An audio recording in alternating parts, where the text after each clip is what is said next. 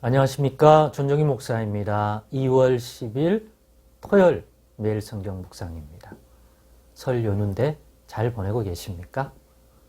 그래도 오늘도 변함없이 이 말씀 묵상을 함께 동참하신 여러분에게 주 예수의 이름으로 하나님의 은혜와 평강과 축복이 더욱 넘치기를 간절히 바랍니다. 오늘의 성경 본문은 마가복음 1장 21절로 34절입니다. 그들이 가버나움에 들어가니라. 예수께서 곧 안식일에 회당에 들어가 가르치시매 뭇사람이 그의 교훈에 놀라니 이는 그가 가르치시는 것이 권위 있는 자와 같고 서기관들과 같지 아니함일러라.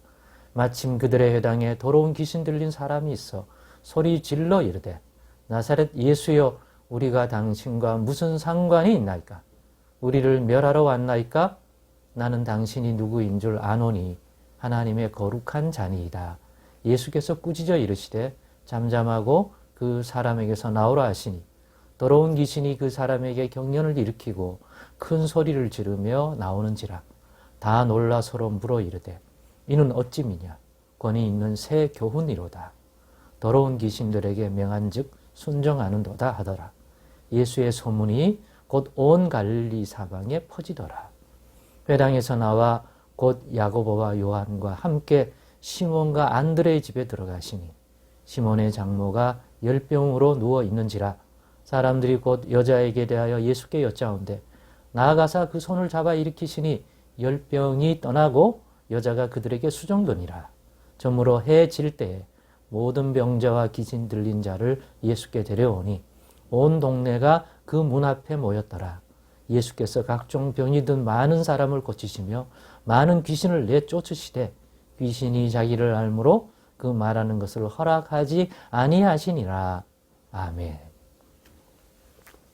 네, 오늘은 다 놀라다, 다 놀라다 라는 제목으로 묵상 나눔을 갖겠습니다.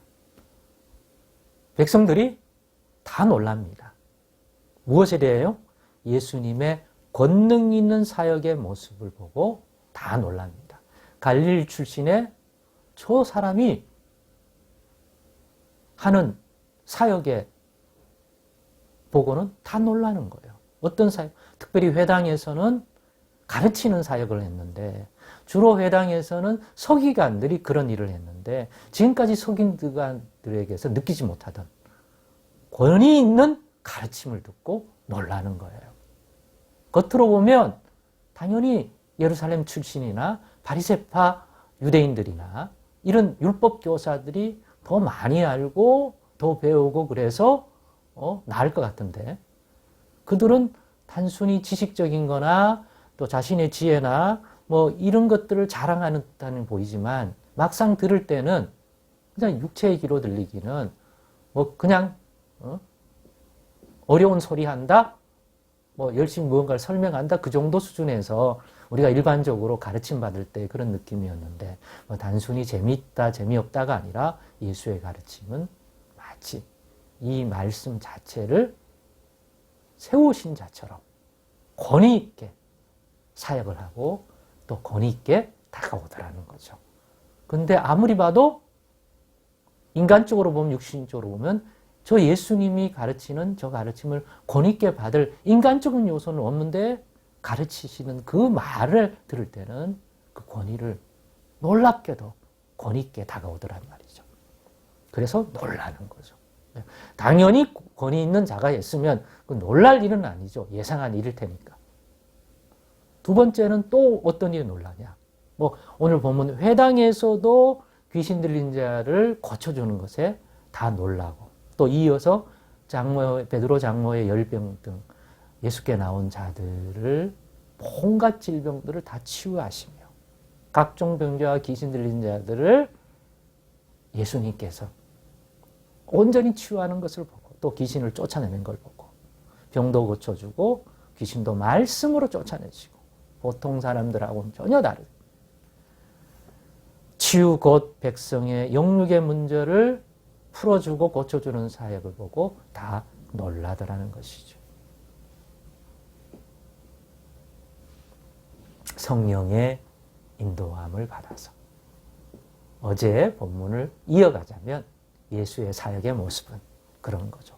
가르치시는 사역도 치유하시는 사역에도 단순히 가르치고 치유가 아니라 놀랄 수밖에 없는 권능이 있고 이전에는 본 적 없는 그러한 온전한 치유의 모습을 보면서 백성들은 다 놀라게 된 것이죠. 그런데 예수님이 이 하신 일을 예수님이 십자가 지시고 죽으시고 부활하신 후 이 땅을 떠나시면서 성령을 보내주신다는 약속과 함께 다시 오시리라고 하는 약속을 주신 후에 이제는 이 일을 앞에서 지난 본문에서 보았던 택하신 제자들에게 맡겼습니다. 이 땅에 있는 하나님 백성에게 내가 한 일을 너희도 할 것이요 이보다 더 큰 일도 하리라고 하셨습니다. 그러니 우리도 이 성령이 함께 하시는 이 권능 있는 사역을 회복하십시다. 단순히 지금도 가르치고 저도 가르치고 있잖아요. 또 병이 있으면 기도하고 또 낫기를 원해요. 그러나 어떤 한계에 부딪히게 되죠. 그러나 성령이 함께 하시면 권능이 있는 예수님이 그러셨던 것처럼 사람들 눈에 갈릴리 목수의 아들에 불과한 그의 가르침은 권위있게 들리고 아니 이 사람이 예수 그리스도 예수가 명령하니 귀신이 떠나가고 그의 손길 안에서 각종 질병이 낫는 이 일에 다 놀라는 거 아닙니까? 사람으로서 말입니다. 그러나 나중에 그가 하나님 보내신 바로 그분 메시아 그리스도인 줄 알면 고개를 끄덕이겠죠. 그렇구나. 우리가 몰라봤구나. 그런 생각을 갖게 됩니다. 이 땅의 교회도 이런 권능이 있는 사역이 하나님께서 기뻐하셔서 함께하지 않은 이상 사람들은 교회에 놀랄 일이 없습니다. 역시 교회는 종교인들이야. 이런 부정적인 사건이 있었는데 역시 별 볼 일 없고 뭔가 문제투성이고 종교 사업자들이고 싹꾼들이야. 거기에 속아서 헌금도 하고 그런 사람들 바깥에서는 이러는데 어느덧 우리 세대에는 안에 있는 사람도 이런 의심을 하고 또 실제로 그렇게 느껴지니 서서히 떠납니다. 그러니 올 한 해는 다시 이 부분이 회복되기를 우리가 소망하고 기도하십시다.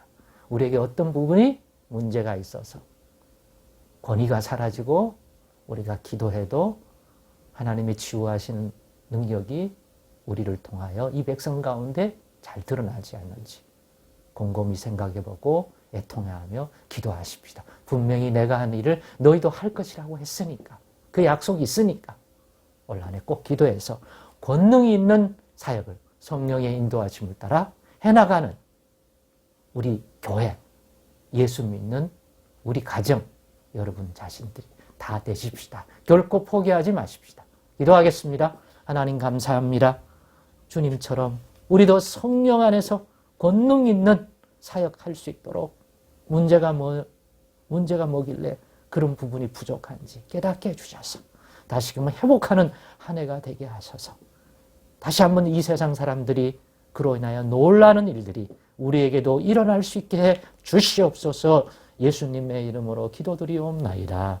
아멘.